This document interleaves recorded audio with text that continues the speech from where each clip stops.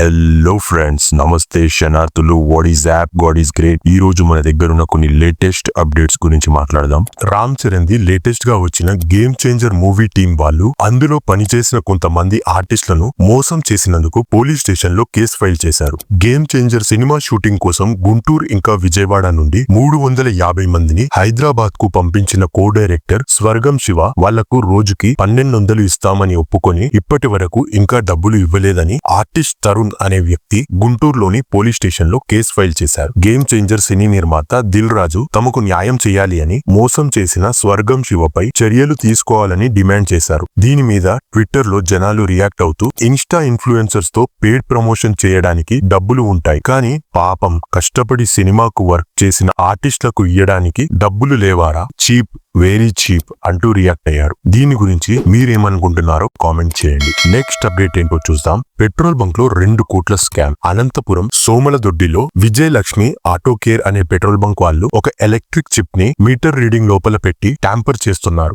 10 litres లో నుంచి 1 litre పైన వరకు స్కామ్ చేస్తున్నారు. అట్లా జస్ట్ 11 మంత్స్ లోపలనే 2 కోట్ల వరకు సంపాదించారంట ఈ స్కామ్ చేసి. చూడండి, ప్రతి సంవత్సరం లీగల్ మెట్రాలజీ వాళ్ళు ఈ పెట్రోల్ పంపుల్ని ఇన్స్పెక్ట్ చేసి సీల్ చేస్తారండి.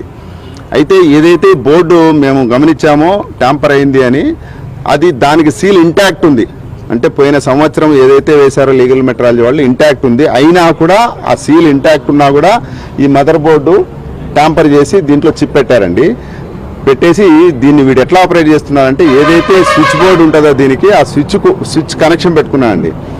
వాడు లారీ వచ్చింది, వాడి ఫ్యూయల్ వేయాలంటే వాడు ఆ స్విచ్ ఆన్ చేసి ఫ్యూయల్ వేస్తే ప్రతి 5 లీటర్లకు 1 లీటర్, హాఫ్ లీటర్ అండి, ప్రతి 10 లీటర్లకు 1 లీటరు.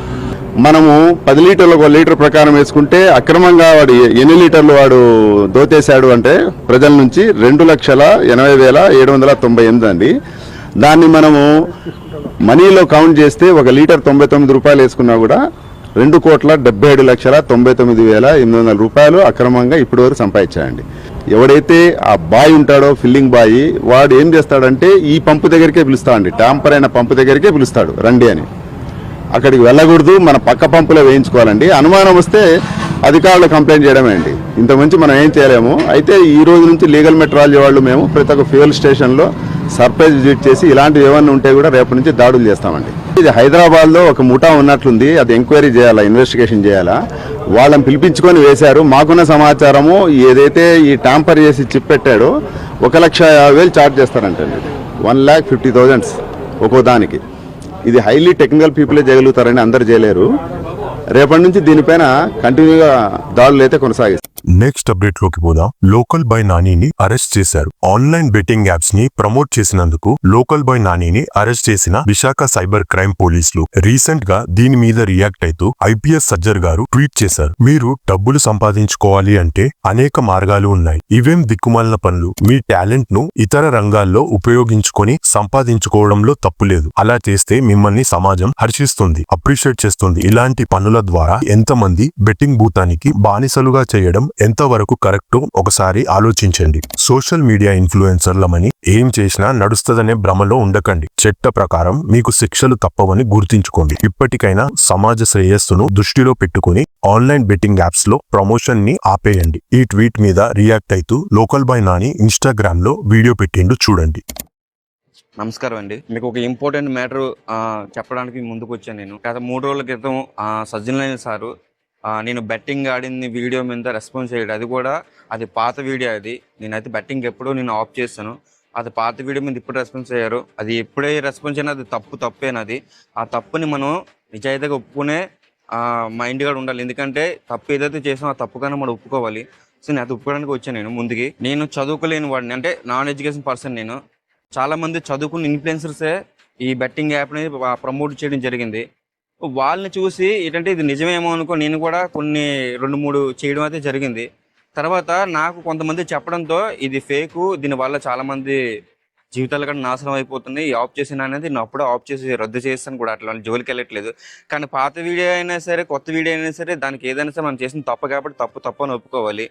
నేనైతే దాన్ని అయితే పూర్తిగా ఆఫ్ చేసేసాను. కానీ ఇంకా 100 మంది, 1,00,000 మంది ఇన్ఫ్లుయెన్సర్ చదువుకున్న వాళ్ళు మళ్ళీని దాన్ని ఎంకరేజ్ చేస్తున్నారు. సో వాళ్ళని చూసి నాలాంటి చదువుకున్న ఇన్ఫ్లుయెన్సర్ కూడా దాన్ని నిజమే అనుకుని చేశారు. కానీ ఇంకా చదువుకుని ఇన్ఫ్లుయెన్సర్‌కి చెప్తున్నాను. చేసిన తప్పని చెప్పి ఒప్పుకోవట్లేదు వాళ్ళైతే. అది ఎవరైనా మీ మైండ్‌కి వదిలేస్తాను. అలాగే ఇక నుంచైనా సరే ఈ బెట్టింగ్ మాఫియాని నేనైతే ఒప్పుకుంటున్నా. నేనైతే దాన్ని అంతం చేస్తున్నా.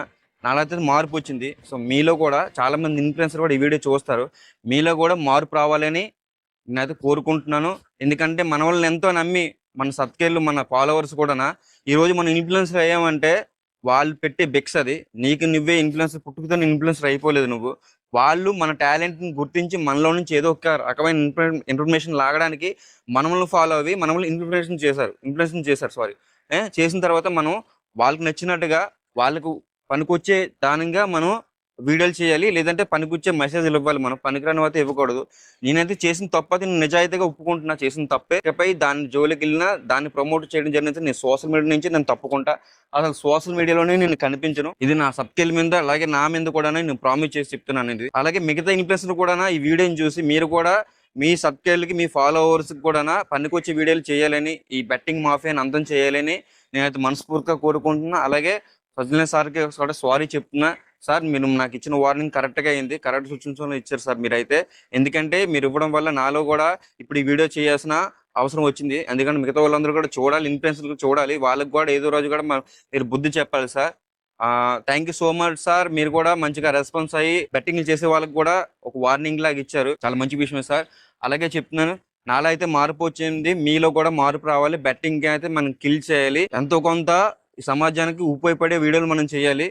సజ్జర్ గారు ఈ వీడియోని అప్రిషియేట్ చేస్తూ ఎంతో మంది అమాయకుల ప్రాణాలు బలి తీసుకుంటున్న ఆన్లైన్ బెట్టింగ్ ను ఇక నుంచి ప్రమోట్ చేయను అని నాని ప్రకటించడం అభినందనీయం. మిగతా సోషల్ మీడియా ఇన్ఫ్లుయెన్సర్లు కూడా నానిలాగే సమాజ శ్రేయస్సును దృష్టిలో పెట్టుకొని ఇక నుంచైనా బెట్టింగ్ యాప్స్ లను ప్రమోట్ చేయడం ఆపండి. మేము ఇలానే చేస్తాం, మా ఇష్టం అనుకుంటే మీపై చట్ట ప్రకారం చర్యలు తప్పవు. ఈ ట్వీట్ తర్వాత లోకల్ బాయ్ నానిని వైజాగ్ పోలీస్ వాళ్ళు అరెస్ట్ చేశారు. మళ్ళీ దీని మీద ఐపీఎస్ సజ్జర్ గారు ట్వీట్ చేశారు. Promoting and participating in betting apps is a crime. Based on my post on X, Vizag City Police have arrested a local social media influencer for doing so. This arrest should set a precedent for everyone promoting illegal betting apps. Stay aware, stay vigilant. దీనికి reply ఇస్తూ raw talks channel Vamshi Kurupati, hats off sir, countdown start అయింది. నా దగ్గర betting apps promote చేస్తున్న influencers list ఉంది sir, with proofs. I'm happy to join you to get this betting scam washed off. మీలాంటి వాళ్ళు ఈ మ్యాటర్ ని సీరియస్ గా తీసుకుంటే we can eradicate this shit sir అని ట్వీట్ చేశాడు. దీని గురించి మీరేమనుకుంటున్నారో మీ ఒపీనియన్ ని కింద కామెంట్ చేయండి. చలో రైట్, మళ్ళా ఈ రోజుకి ఇంతే. రేపు వచ్చే వీడియోలో మళ్ళా కలుద్దాం. బాయ్.